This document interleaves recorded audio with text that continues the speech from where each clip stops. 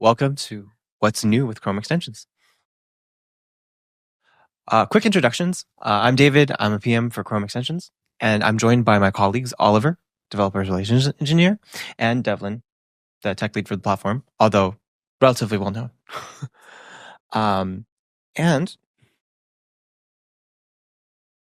And today we'll be talking about a number of different topics.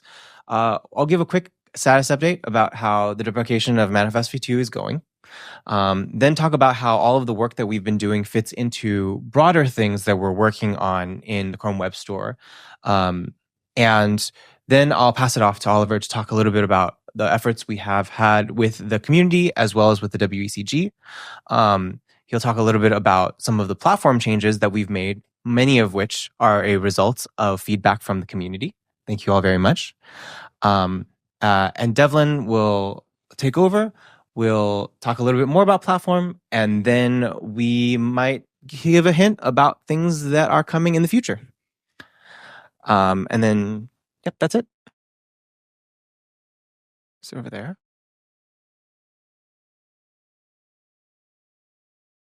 Oh, first, me too.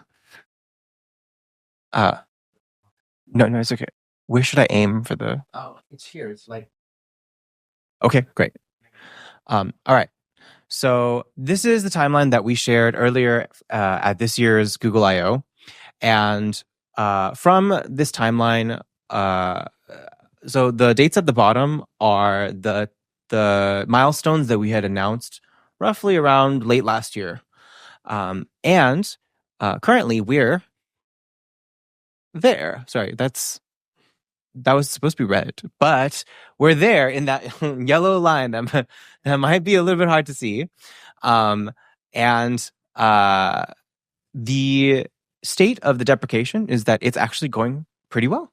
Although now that I've said it, maybe I've jinxed us all. So hopefully that's not the case. Starting in June, we started the deprecation with a number of different rollouts and experiments. Now we have rolled out to a portion of stable channel Chrome. So some users out in the wild are now seeing their Manifest v2 extensions disabled.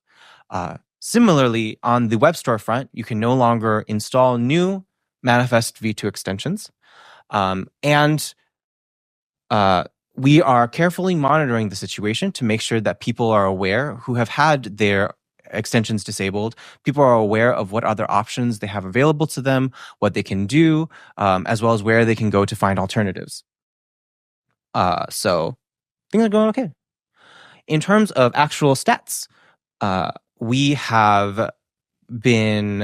did a quick check right before we did the rollout to stable for this most recent batch of changes, and we found that over 90% of actively maintained extensions are running Manifest v3. And we're very happy about that number. It's actually quite impressive because if you think about it, this effectively means that everybody has at least heard of the deprecation. And so I think like in terms of messaging, we've also recently received less people coming to us and saying that like what's happening? Why are things no longer working? And so all of that is great. And anybody who with an intention to migrate their extension has already done so or has already started taking action. So far, pretty good. And since we're still currently doing a progressive rollout and we are looking at what user behavior is, making sure that they understand everything, right now, users can still go in to their extensions management page and selectively re-enable the extensions that have been disabled for now. And so as we roll out over time, as we become more confident, as these extensions stop working for a greater portion or for everybody, eventually the ability to turn back these extensions will go away. All right. And so that was the update on the Manifest v2 deprecation. Thanks everybody for migrating over. I think basically everybody here has already migrated, but in case you were curious about how everything was going, that was that. Now I'm going to move into talking a little bit about how that all ties in, the work that we've been doing ties into some of the broader initiatives that we have on the Chrome Web Store side. So first, earlier this year, we had, for the purpose of helping those who were in the process of migrating to Manifest v3, we had rolled out a number of different changes, including version rollback, which is the ability to roll back to the previous extension version if you find that the live version of your extension has some critical issue or some error. And we also shipped the ability to skip review for safety and R changes. A few talks prior to this have mentioned the use of that. I would love to hear a little bit more about how your experience with that is. That being said, we had launched it, which allows if you have only certain safe rule updates to those users of the declarative net request to skip review entirely. So speeding up the development process. And none of these are the colors that I chose, but it's okay as long as folks can read the ones at the top. All right. So in general, those were not isolated features. It's not that we're saying that like, oh, we're only doing these features because of the migration, because of the deprecation. Everything fits into broader initiatives and categories of or focus areas that we're tackling as a platform because of what we heard from the community and the direction that we're going. And so specifically, it's in 3 different focus areas, and these are the areas that are most relevant to developers. There are a couple more, but it's reducing friction for iteration, supporting high-quality creation, and ensuring security and privacy. Like I said, there's a couple of others. For instance, yesterday we announced that we are shipping a dedicated enterprise Chrome Web Store, allowing admins to curate the web store for their organizations. But for these 3 categories, the ones that I mentioned before, okay, you can still see the ones that I mentioned before, which is version rollback and the ability to skip review for eligible DNR changes, fall into the first bucket, which is reducing friction for iteration. This just basically means that anything that is noticeably slowing down the development process is something that we want to make as easy as possible. We want to make the process as smooth, as painless, and as quick as possible. And a lot of the requests in this category actually are a result of developer feedback and that kind of makes sense because these are points of friction and developers tend to notice these points of friction and then they tell us about it. And then we're like, okay, that's what we have to tackle next in terms of how to reduce this friction. In terms of the last box has a little dotted line around it. And that's because it's an area that we're working on currently, which is the ability to cancel a pending review in case before it even goes live, you notice an error in your change and you want to quickly step on the brakes and submit a new version. Oh, I'm glad for the clap.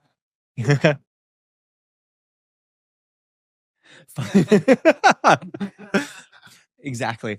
A lot of these features, I hope you will say finally because it's the result of feedback. It's like the most salient friction point.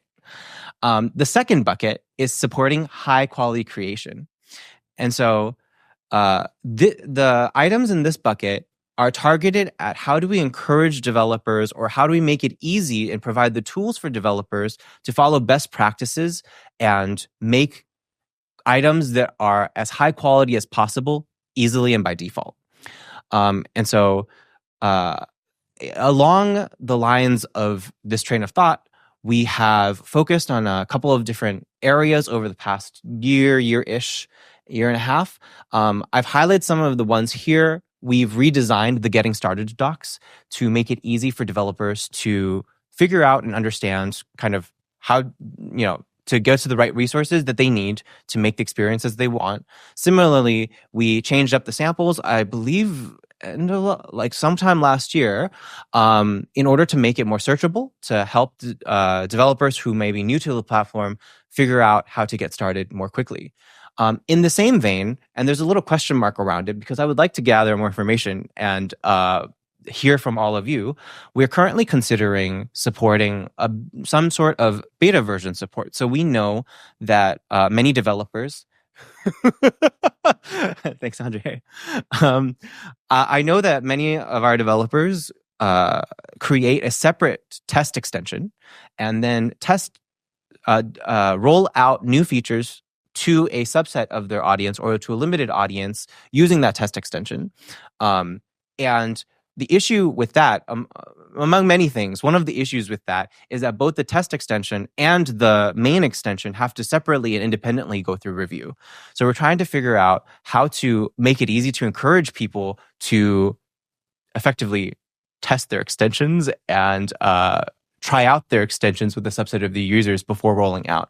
We believe that this is a best practice, and I have some questions for anybody who is interested later about how you might envision this feature working. And finally, the final category of items that we're working on is ensuring security and privacy. And this we've been talking about for the past every single year. And it continues to be something that we're focused on and something that is important to us. One of the core principles and one of the core duties of a platform is to make sure that the items are trustworthy and our users trust the ecosystem. And this has both. This is good for both users and for the developers and the developers on our platform who are good actors. And so, in this vein, we are continuing to make improvements to extensions safety check, which encourages users to perhaps reevaluate some extensions that they have installed, especially if it's like currently violating some sort of policy, or if it's been unpublished for a long period of time, to ask users to re-examine whether or not they still need those extensions installed. We also have regular updates to Chrome Web Store policies, sometimes as a result of developer feedback. So we have, for instance, in this past year, made a carve-out to the remotely hosted code policy to account for the recently available user scripts API. And we also make updates to the policies to accommodate for increasing the quality bar inside of the store, as well as potential new activity that we see people engaging in. For instance, upping the quality bar, we recently changed the policies for listing requirements to be more stringent.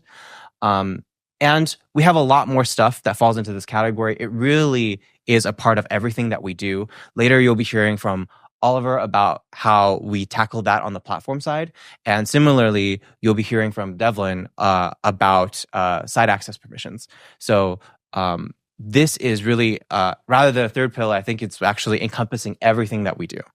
And so those are some of the things that we are focusing on for both this past year and moving into next year as well. With that, I will hand it now to Oliver to talk about some of the things we've been doing with the community. Thanks, David.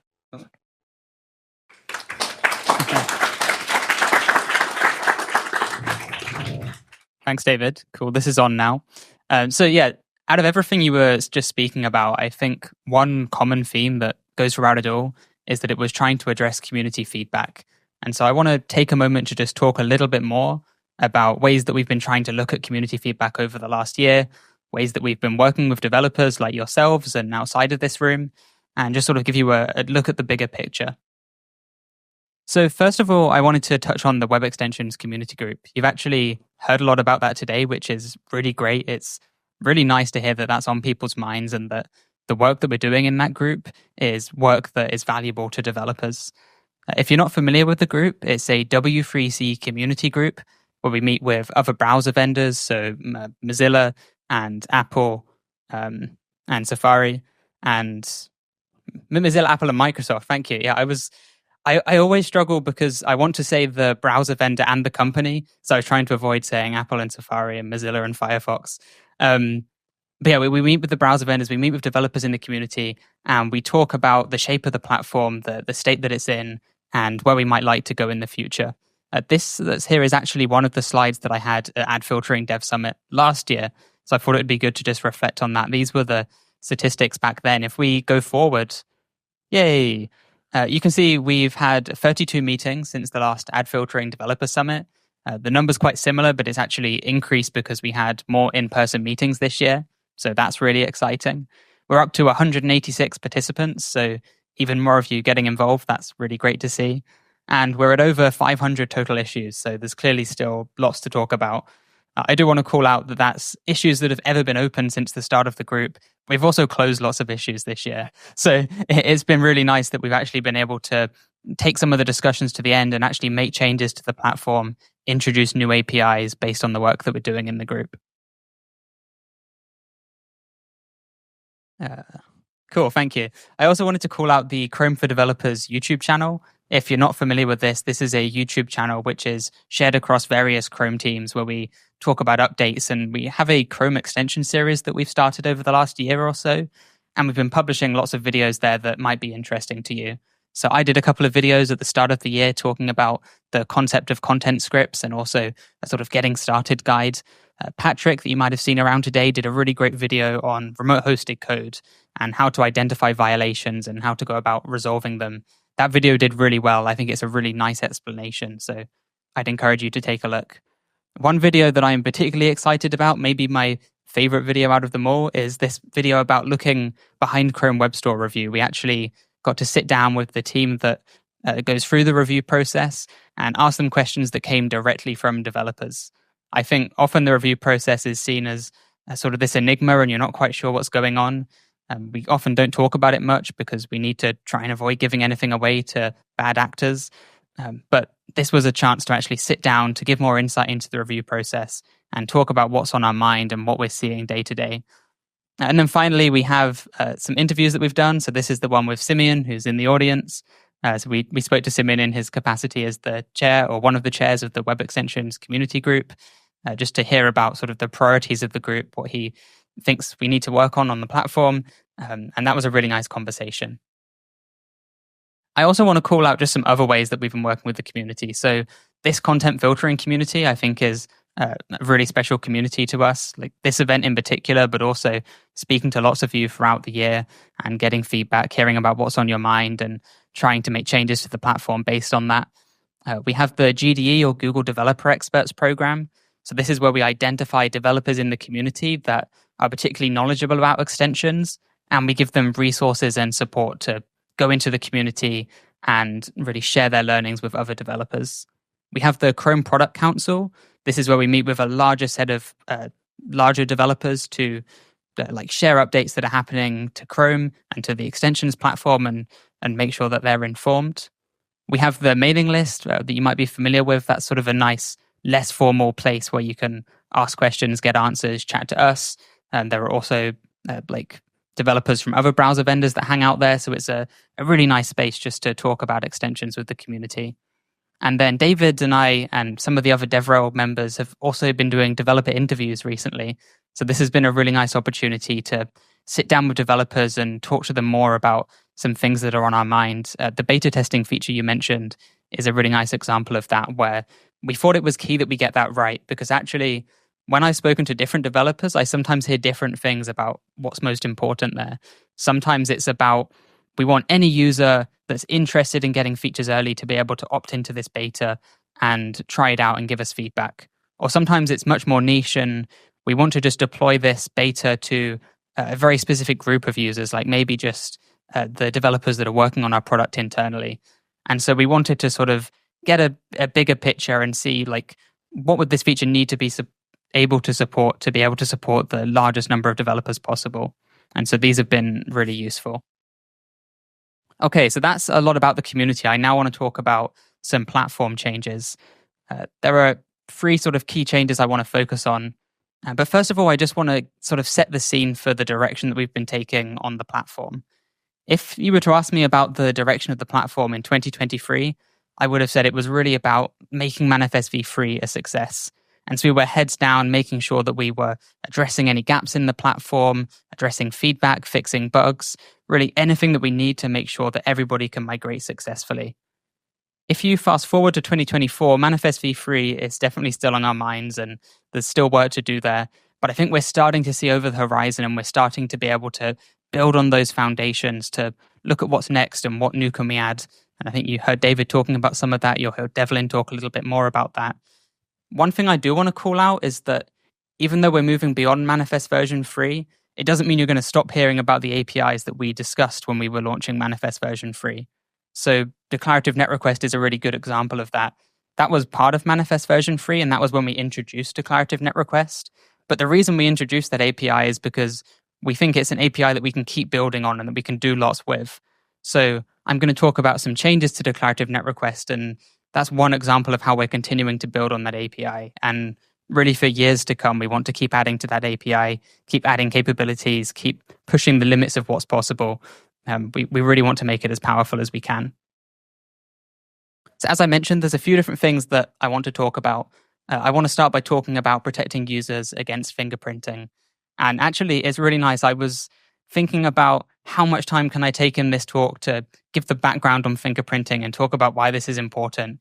And so I have a few slides on that, but actually the talk we had earlier did a wonderful job of going into that in more detail, talking about why this is a problem. So hopefully you already feel like you sort of understand the motivation for that. So I looked up the definition of fingerprinting so I could share it here. And it's really about trying to find obvious and non-obvious characteristics of a user's browser so that you can distinguish them from as many other users as possible. And extensions are one possible vector for that, as we learned. So just to take a look at how that might work in practice. So this is one example of something that an extension might want to do. Let's say it has an image resource, so example.png, and it has a use case for wanting to give other websites on the web access to that. Well, in that case, it might add a web accessible resources key to the manifest and say that I want to expose this image to all URLs. And this is a valid way to go about solving that problem, but it has a drawback, which is that if a website comes along and it knows your extension ID, it can then make a fetch request to the origin based on your ID and looking for that asset. And then by looking at the response code, spoilers, by looking at the response code, you can see that it's 200, which means the user must have that extension installed. And so this is a problem because in the best case, maybe they're just trying to get one more bit of information about the user and they've got that bit. In the worst case, maybe this is a content filtering extension and they just want to make the website completely inaccessible. So this isn't good. So starting in the latest version of Chrome, you can now use this use dynamic URL property. And once you set this to true, we'll no longer expose that resource on that predictable URL. So this attack is no longer possible. So what this means is that every time you call chrome.runtime.getURL in a new browser session, you'll get the resource at a new dynamically generated ID, which is different every time. If you want to give this to a website, then you can. So you can still do all of the things that you could do before.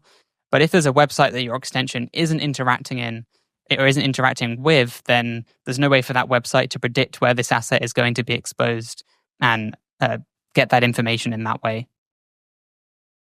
One thing I wanted to call out is that we received some really great feedback on how that interacted with declarative net requests. That was actually from the Privacy Badger team. And we waited to launch the feature until after we were able to fix a bug that they identified. And so this is a really nice example of how we really want to go about launching APIs. We want to get an initial version available that you can try as soon as possible, get feedback, and then make sure that we don't launch the API until we've been able to address that feedback. Okay, I also want to talk about some additional filtering capabilities in declarative net request. So one of the use cases that we heard from developers is that they wanted to be able to redirect based on specific response headers and specific values. To give a more specific example, perhaps you're building a PDF viewer extension, and I don't know how well you can see this, but this is basically saying you have a content type response header with the application PDF value. And I know Rob builds an extension like this, so he's very familiar with this use case, and it's something he was asking us for.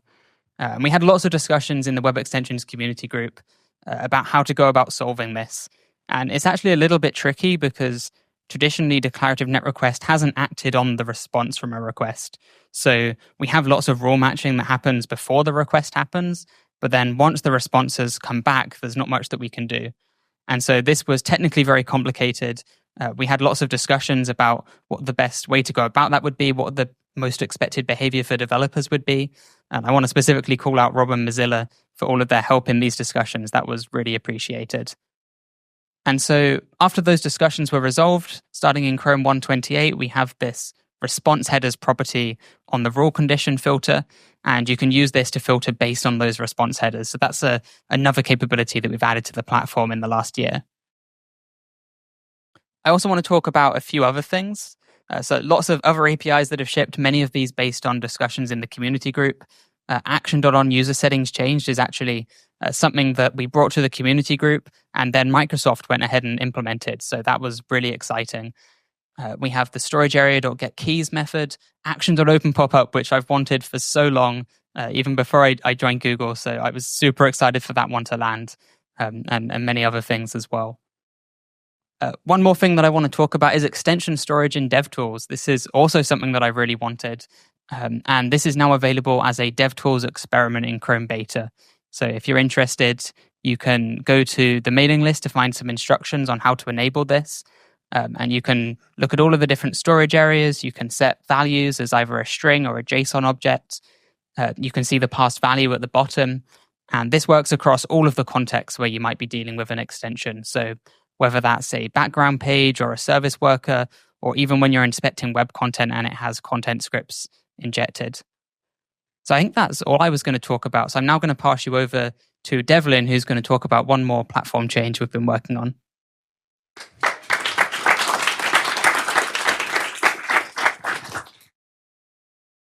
Thanks, Oliver.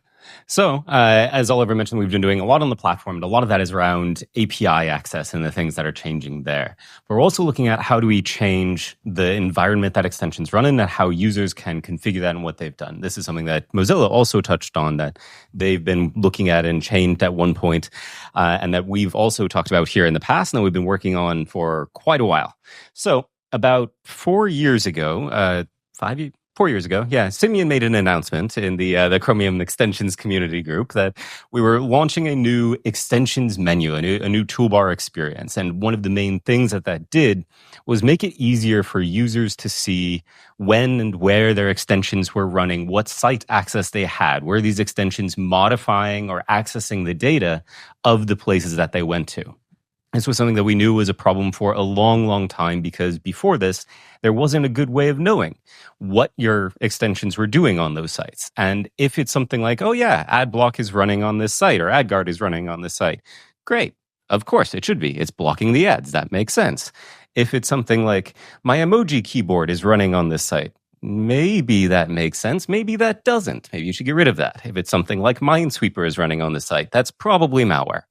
So we wanted to really bring out that attention to users of here are the extensions that are running.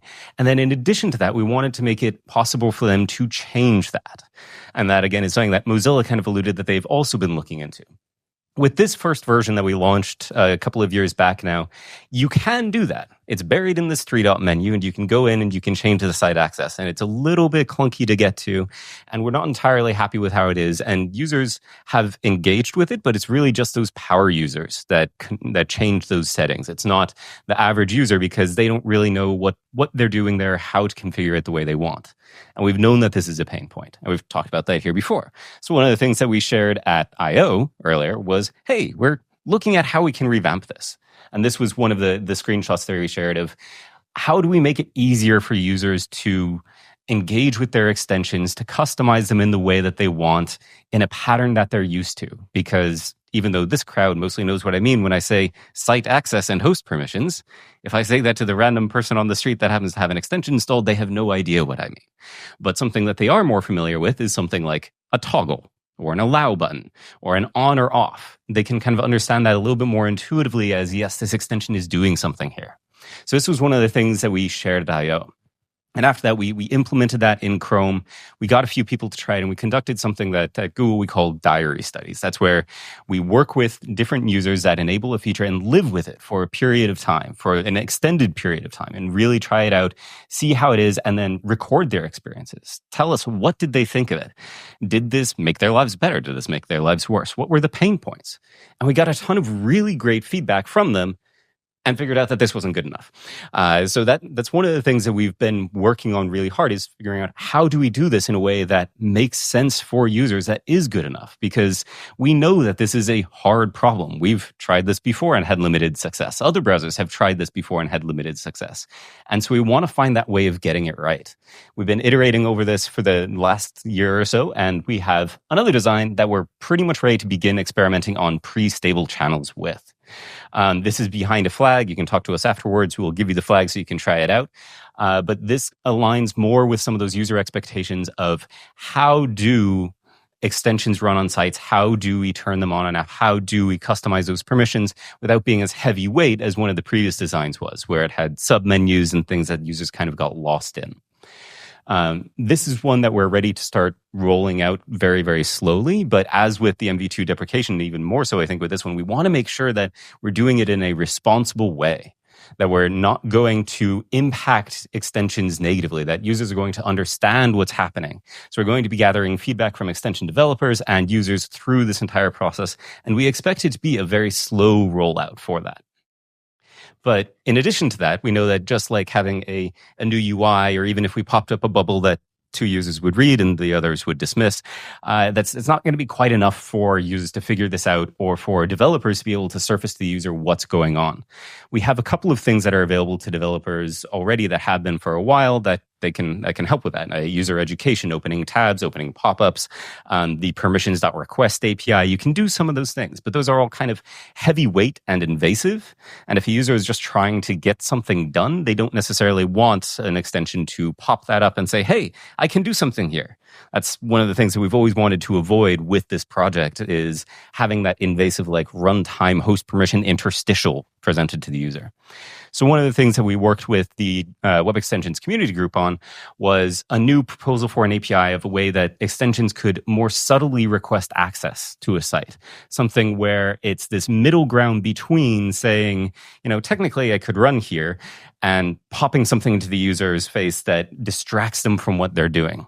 The idea here is that it's visible and noticeable, but not invasive if the user doesn't want to do it. And this is something that, like I say, we aligned with the other browsers on.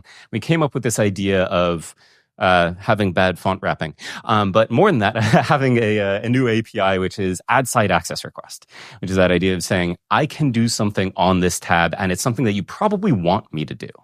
It's not just something where it's available and, maybe you do it or not. It's, I have some value here, but it's not something like you're about to visit a shady URL, so Malwarebytes is going to tell you, please don't go there. It's that middle ground of useful, but not necessary.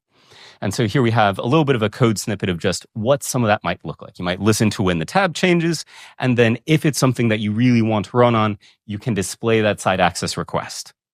This is also just about to go out. It's also behind a flag, like say, talk to us later for the details. But that's something that we would want people to experiment with and to gather that feedback on and see how it's working. And that's something that we also expect other browsers to be implementing. I think Safari has already worked on it. I think it's on Firefox's radar.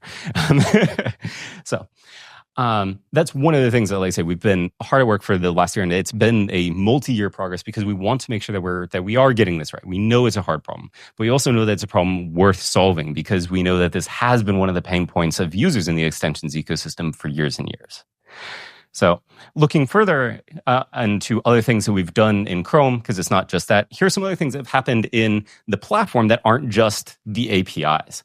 One of the things is we have better isolation for sandboxed frames, where now those run in a separate process from the rest of the content.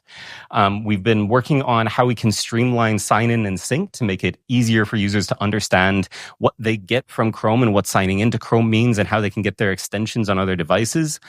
We made changes to side panel and tried to do our best to make sure that we're working with developers on having those expectations and how do we make sure that we can make that interface easy to access and clean for the user.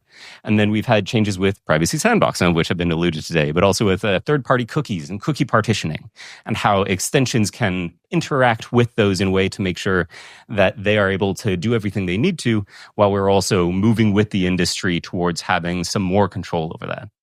And one of the themes that we have with all of these is that we want to make sure that we are bringing extensions with us as we are evolving the browser. Chrome is always changing. It's always having new experiences. It's always trying to adapt to new user features. And we want to make sure that extensions are there with us, that they are evolving with us, that it's not something where we think about them as an afterthought 6 months later of, oh, there was that thing that we probably should have changed to our extensions. We're trying to be much more proactive about saying, yes, how does this involve the extensions ecosystem?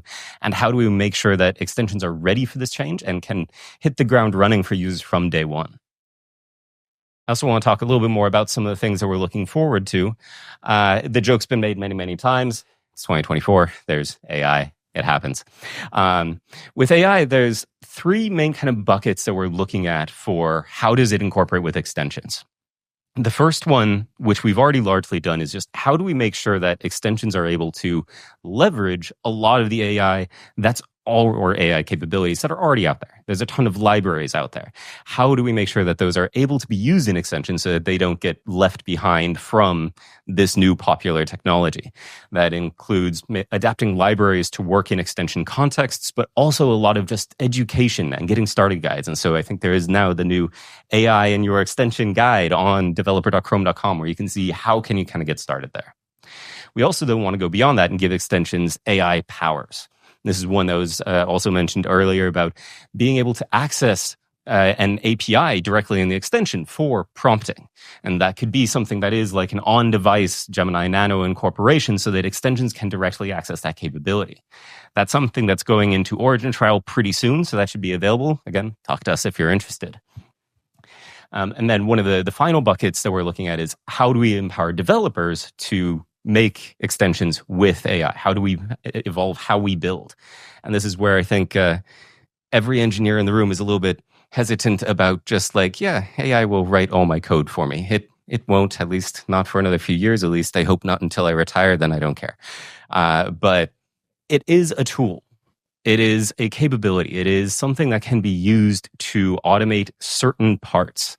And we want to make sure that we're giving developers those good tools.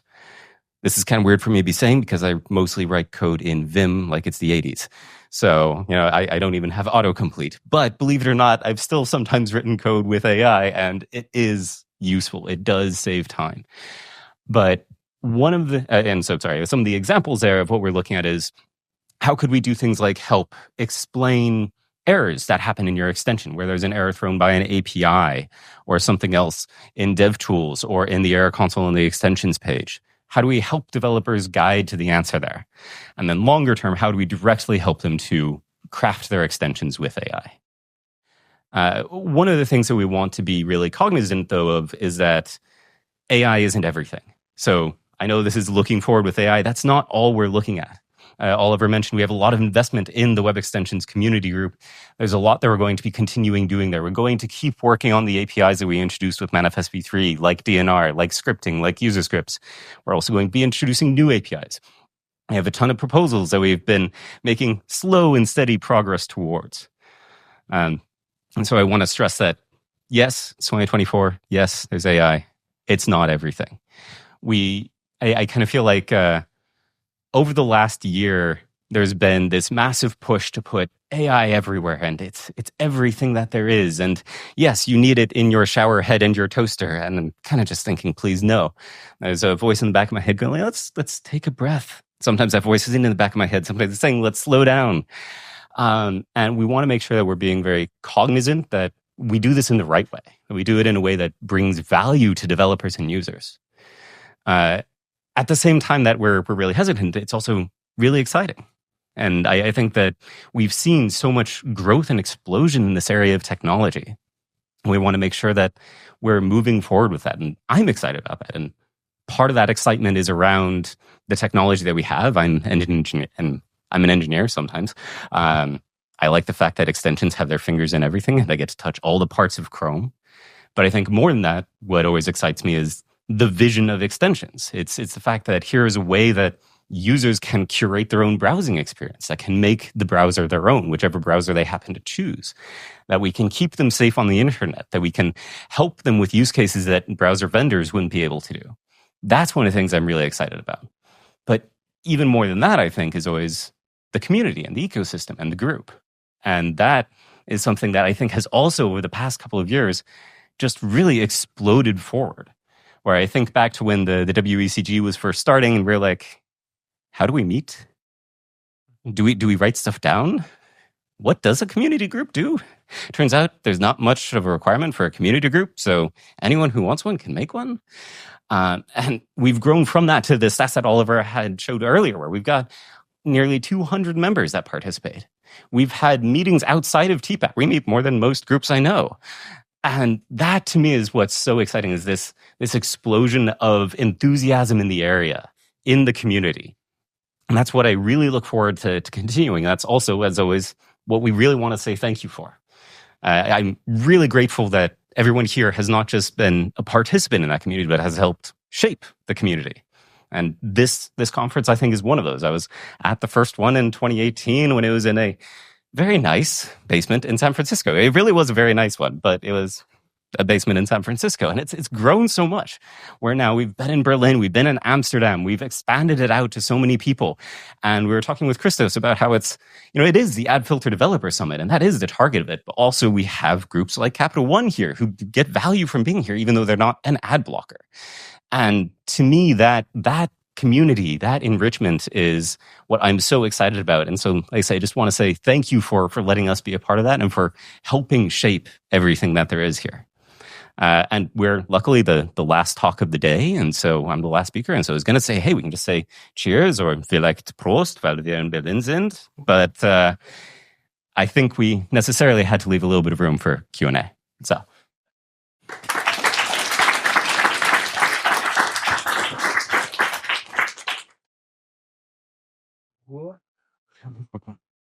All good. I have a question for Oliver, because I think he presented something about use dynamic URL, how extensions should randomize identifiers.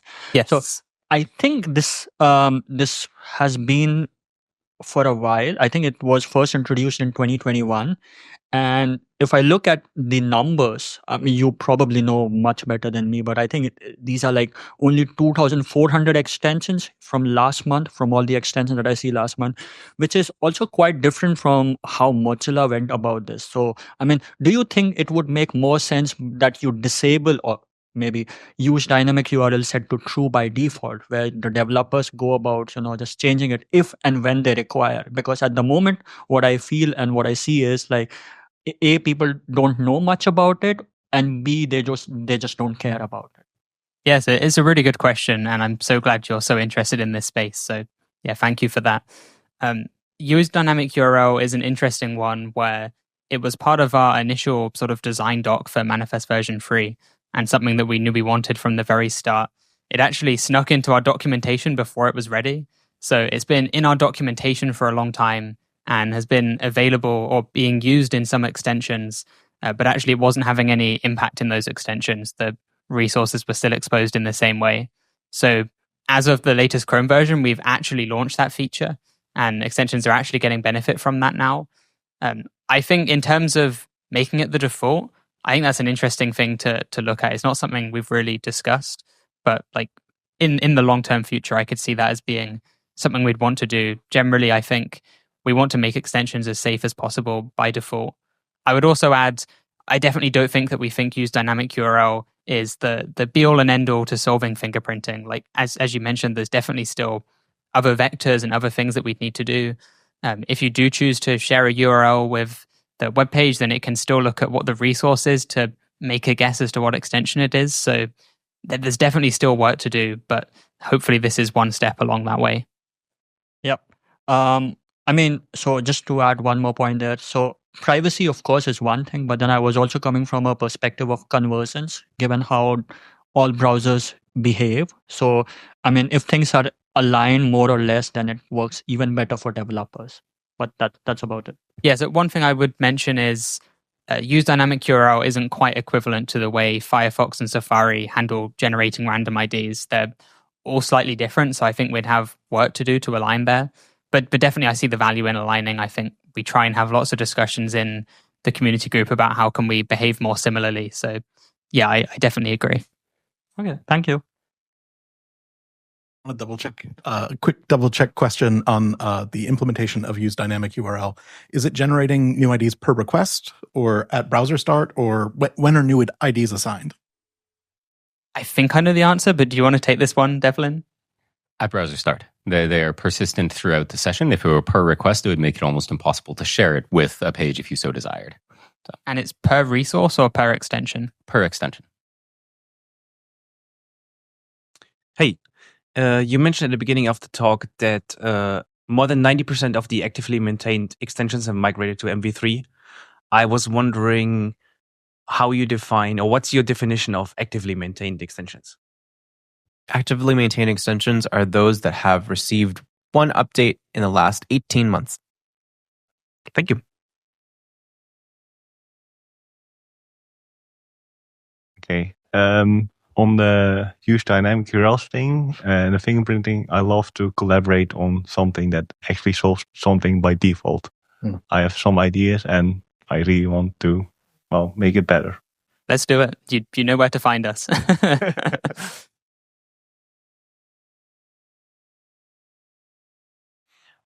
First of all, I just want to say a huge thank you for being here, despite all the jokes towards you. So we love you a lot. And you made, I'm happy to see how, that every year Chrome team kind of does better than the previous year. And this year I saw lots of cool changes in Chrome Web Store. And the previous year there was also lots of great changes. I'm just happy to see that you are progressing a lot. And regarding the question, where do I sign up for this prompt API? So do I need to? We can share a link with you. It's part of our built-in AI preview program. And I think it's Googleable, but we will share afterwards. Googleable is good. We also have a new landing page that just launched on the extension section of developer.chrome.com for AI, and I'm fairly sure there's a link there as well. Cool. Welcome back. Of the MV2 extensions still around, which we're still supporting, this is probably an ask, but Enterprise is ending next year. Would there be any chance of extending it, or at least how would if a browser wanted to support MV2, how would it be possible to still support it post Enterprise end date? If a browser wanted to, say like a Chromium fork, or that's correct. So it would depend on how closely they want to follow Chrome at tip of tree. And it would also depend on how many features from MV2 they want to retain. So we do intend to pull out the MV2 code once it's no longer supported for enterprise. But there's some aspects of MV2 that are easier to maintain in a fork, and there's some that are just different restrictions. So for instance, web request blocking is still available in MV3 for enterprise installed extensions. So that's going to be relatively easy for a fork to maintain. If they want to maintain their own implementation of something like background pages, that might be more challenging because all that code's going to go away. Just as part of good software engineering, we try to make things modular and have it not be entirely spaghetti code, everything and everywhere, so that forks can have those separate modules that kind of attach. We're not perfect at that, so it will still be work for them, as with any maintenance of a fork where you have your own features. One thing I will say is we're obviously not going to go out of our way to make it hard. So it will. Yeah, I think in the long run, it'll depend on the scope of features that they want to have, and it will depend on how comfortable they are making changes to that. But overall, it's not that much different from things they already have to do, where every fork I know has significantly different UI, and so I'm curious for how terrible it is whenever we make a change and they have to deal with all the conflicts that come from it. I don't expect this to be significantly different from the type of work they're already doing. Yeah, I think we're looking at, obviously, is still far away. We want to we want to support MV2 at least for as long as possible. But it's obviously will get progressively harder for every revision. It wouldn't be possible to extend enterprise out for more than next year. So have MV2. I don't know. It's apparently is it next year that MV2 is going to be pulled out of enterprise? Yes. So it's next year, I believe June or July. I think it's June of next year. And right now we're not having any conversations about potentially extending that deadline. Right. Yeah, that's all we have. It was just an idea, to be fair, though.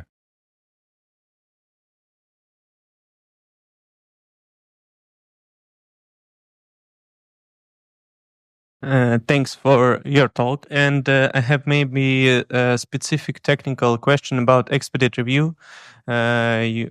If I pronounce correctly. As we understood docs correctly, we need to pack only changes to safe rules. And we have some complicated conversion process. And what if unsafe rules contain changes only in ideas? It is possible, yes, to still use expedite review, or no? We should only contain changes in safe rules and not any changes in unsafe rules.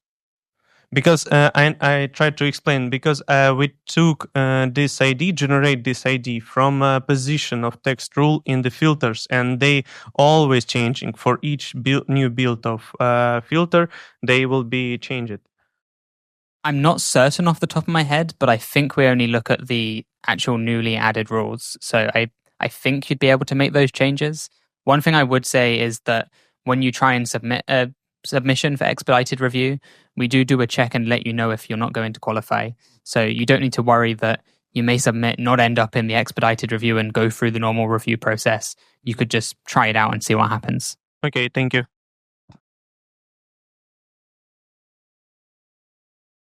And I also want to add that if there's any type of change that you would like to skip review that you believe is safe and people can't really use it, developers can't really use it to in any dangerous way, you can also let us know. We are open to improving that feature and allowing skipping of more types of and cases. We always believe that our changes are safe. No. Not your changes.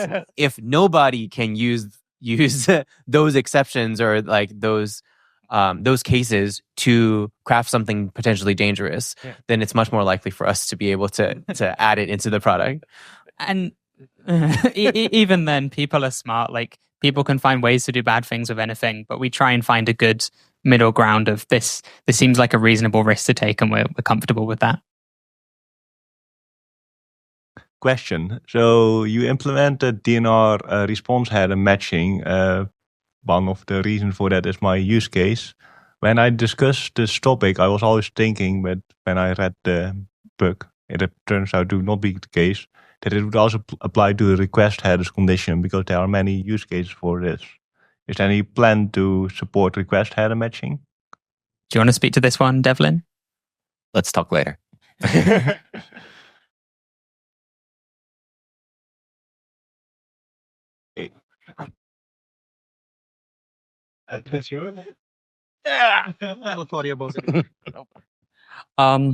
have a question about reviews. Yes, I come from security community, so I have a question regarding that. Might be a bit controversial, I don't know. So let's say I write a paper about something that I found really fishy in the extensions area. I don't know how the review process works because it's supposed to be black box, right? Do we have some indicators in that direction, that how are these black box review processing models updated? Like, is there a process towards that you can talk about, maybe? Because maybe there are some signatures that, malicious signatures that are fed into the system, or it works differently. I don't have any idea about this. So maybe. Yeah, so a couple of different points. One, we do have in our docs as much detail as we can share about our review process. So there is a specific doc that you can find about how our review process works and the details there. We don't, as you mentioned, we don't notify when we make changes to our review process. And we often make changes as a result of new abuse vectors that we see.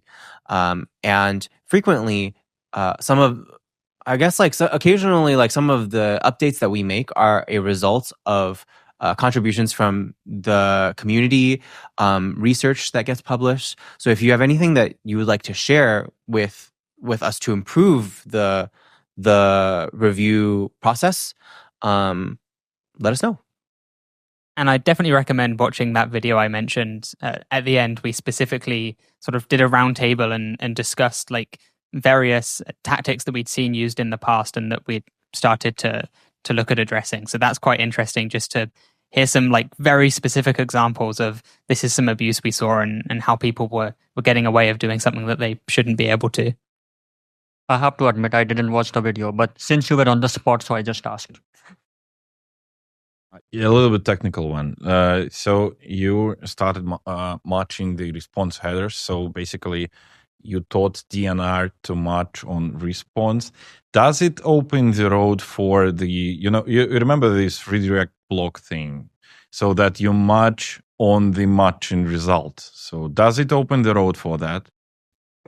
I think with a lot of these, we're open to a lot of them. And so when we talked about this in San Diego, we're open to it. And it's mostly just a matter of prioritization. There's only so many engineers and so many hours in a day. And we need to make sure that we're balancing what features are our highest priority. So and the follow up on that is talking about prioritization. You probably...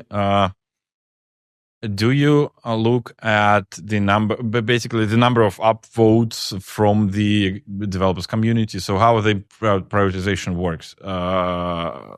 Yeah, it's a combination of factors. So we don't want to just look at a single vector because we know that a single vector isn't always the same. For instance, if a single extension developer has one upvote, but that single extension developer is responsible for an extension with 50 million users, that might count more than a bug with a single upvote from a single user. So we don't just look at upvotes, but that is one of the signals. If we do see that there's a bug out there with 100 upvotes, we are more likely to look at that.